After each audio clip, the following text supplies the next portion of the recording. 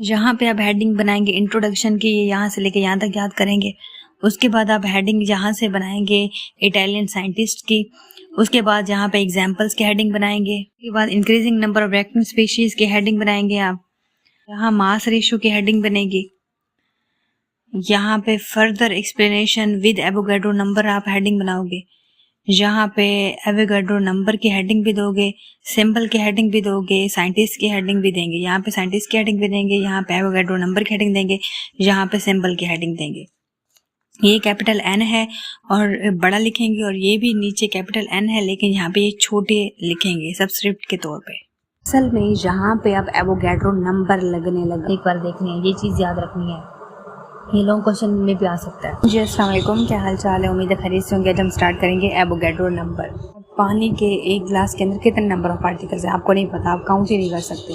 तो जो चीज़ आप काउंट नहीं कर सकते, तो उसको एक साइंटिस्ट था अमीडो एवोगैड्रो, उसने एक वैल्यू दी थी जिसके अकॉर्डिंग हम जो है वो कह सकते हैं कि फ़लाँ चीज़ में इतने नंबर ऑफ पार्टिकल्स हैं, तो वो एवोगैड्रो नंबर था। In a chemical reaction, large number of atoms or molecules of reactants react to give the products.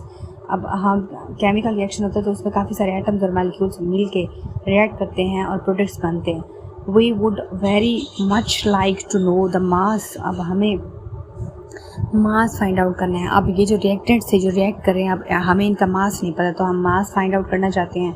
For this purpose we would also like to express these masses of reactants in grams. तो हम इन reactants को हम grams में convert कर देते हैं। Grams में लिखते हैं कि फ़लाँ चीज़ इतने ग्राम रिएक्टेंट्स के लिए ली। रिएक्टेंट्स जो थे वो इतने ग्राम थे रिएक्शन में। To achieve this objective we need to transform the concept of chemical formula and atomic mass units into such concept which may lead us to know the masses of reactant elements and compounds in groups. ये चीज़ नहीं करनी, आपने यहाँ से लेके यहाँ तक करना है। उसके बाद आपने यहाँ से एवोगैड्रो एंड इटालियन साइंटिस्ट, ये जो था इटली का रहने वाला साइंसदान था एवोगैड्रो।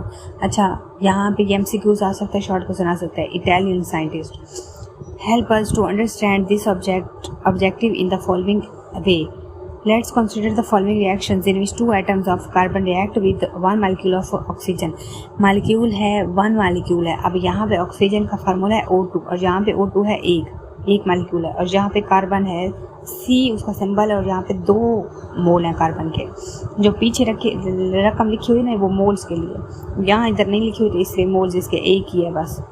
तो जब ये रिएक्शन कन्वर्ट होंगे प्रोडक्ट्स में, तो 2CO बनेगा with a molecule of oxygen to produce 2 molecules of CO2। 2 molecule बनेंगे 2CO। अब यहाँ पे क्वेश्चन है कि ये 2 किधर गए, इधर 2 आना चाहिए, तो ये बैलेंसिंग हो गई है असल में। यहाँ पे आपने ग्रेड 8 में balancing of chemical equation coefficient लगा के बैलेंस करते हैं।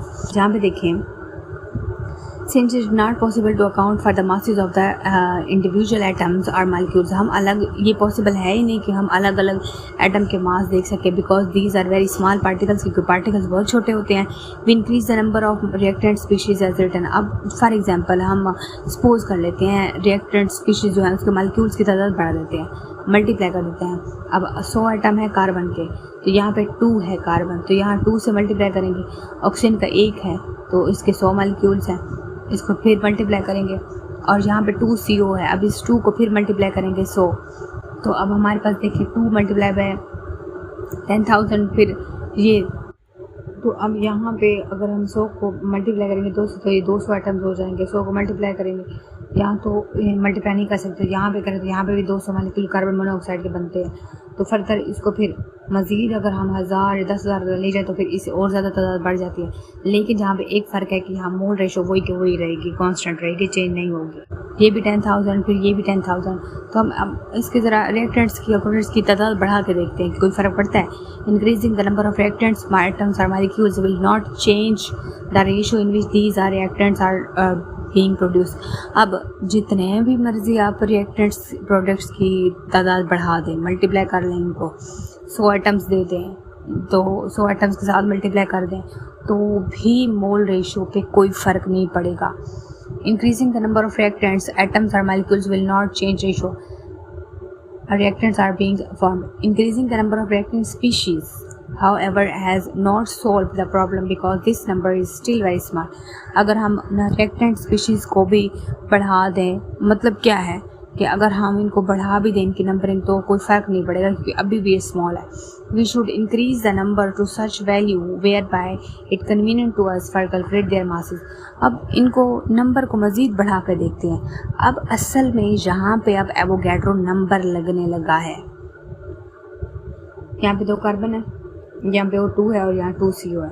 अब इन सब को 2 को मल्टीप्लाई करेंगे एवोगैड्रो नंबर से, 1 है इसको ये एवोगैड्रो नंबर, फिर इसको 2 के साथ मल्टीप्लाई करेंगे एवोगैड्रो नंबर। अब 6.022 मल्टीप्लाई बाय 10⁻23 एक बहुत बड़ा नंबर है। तो ये किसके इक्वल है? ये 1.00 ग्राम, ये 6.02, यानी 1 ग्राम 6.022 मल्टीप्लाई 10⁻23, 1 ग्राम 0.6.022 मल्टीप्लाई 10⁻23 AMU के इक्वल है। ये MCQ जा सकता है, ये शॉर्ट क्वेश्चन आ सकता है। Now the amount of reactants and products in the form. अब हमने एवोगैड्रो नंबर लगा के अगर हमने अमाउंट बढ़ाई है तो अब क्या होगा? अब यहाँ पे नेक्स्ट है कि हमारे पास 1 कार्बन है, उसका मास है 12 AMU यूनिट है। तो अगर इसको मल्टीप्लाई करेंगे 2 के साथ और एवोगैड्रो नंबर के साथ वो 24 आएगा। और उसके बाद हमारे पास 32 है, हमारे पास ऑक्सीजन का मास 28 है, हमारे पास कार्बन मोनोऑक्साइड का ओवरऑल मास है। इसको फिर हम मल्टीप्लाई करेंगे 2 से तो वो 56 आ जाएगा। मास रेशियो जो है वो रिएक्टेंट्स और those of products will become 24 gram carbon है, 32 ग्राम ऑक्सीजन है, 56 ग्राम कार्बन मोनोऑक्साइड के हमारे पास आ जाएंगे। You must have realise that starting from a simple equation we have developed such ratio of masses of the reactant species which can conveniently be used in the laboratory. अब हमने एक बहुत बड़े से छोटे की तरफ लेके आए हैं, एक सिंपलेस्ट रेशियो की तरफ आए हैं। अब हमारे पास मोल रेशियो भी आएगी, पहले हमारे पास नहीं आ रही थी जब हमने इंक्रीज़ की है, क्योंकि मोल रेशियो कांस्टेंट थी। According to the above mention equation, अब यहाँ से आपने करना है। अब इनके आते रिजल्ट्स। 24 ग्राम ऑफ कार्बन कितने एटम्स होंगे, 32 ग्राम ऑफ कार्बन के अंदर कितने मालिक्यूल्स होंगे। तो फिर वही बात है, हमें नहीं पता लेकिन हमने सपोज वैल्यू दे दिया एवोगैड्रो नंबर। कार्बन मोनोऑक्साइड 56 ग्राम हमारे पास जो आई है उसके अंदर कितने मालिक्यूल्स होंगे, फिर 2 को मल्टीप्लाई करेंगे 6.022, इसमें भी वही थे, इसमें भी वही थे, इसमें भी वही है। इस नंबर को हम कहते हैं एवोगैड्रो नंबर, और ये एमिडो एवोगैड्रो ने दिया था। अब असल बात पे हम करें तो 24 gram carbon contain 2.2 multiply by 6.002 multiply 10⁻23, 32 gram oxygen के अंदर भी यही मालिक्यूल्स हैं। 56 ग्राम कार्बन मोनोऑक्साइड जो प्रोडक्ट आएगी उसके अंदर भी यही मालिक्यूल्स हैं। आपने ये वैल्यूज़ लिखनी है।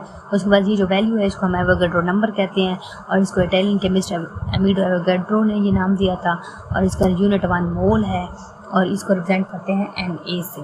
तो ये सिंबल है, ये चीज़ आप याद रखनी है, ये कैलकुलेशंस देखनी है, ये कैलकुलेशंस एक बार देखनी है, ये चीज़ याद रखनी है। ये लॉन्ग क्वेश्चन में भी आ सकता है। अब ग्राम या 1 मोल, इसके अंदर पार्टिकल एक ही जैसे हैं, एवोगैड्रो नंबर ही पार्टिकल हैं, ये दोनों कॉन्सेप्ट एक जैसे हैं। यहाँ तक कोई बात समझना है जरूर पूछेगा, इसको एक बार सिर्फ पढ़ लें, एक बार देख लें, चेक कर लें, कोई मुश्किल नहीं है, सिर्फ कैलकुलेशंस हैं, सिर्फ थोड़ा सा बहुत फ़र्क रखना है, बस ये मोल्स का फ़र्क रखना है, और एंडिंग में नीचे देखना है। शॉर्ट क्वेश्चन आ सकता है, लॉन्ग क्वेश्चन आ सकता है, MCQs ये आ सकते हैं, ये MCQs में आ सकते हैं, शॉर्ट क्वेश्चन में भी आ सकते हैं। तो यहाँ तक कोई बात समझना है ज़रूर पूछिएगा। मिलते हैं नेक्स्ट लेक्चर में, अपना ख्याल रखिएगा। चैनल को सब्सक्राइब कर दें, वीडियो को लाइक कर दें, कमेंट कर दें। Thank you so much. अल्लाह हाफिज़।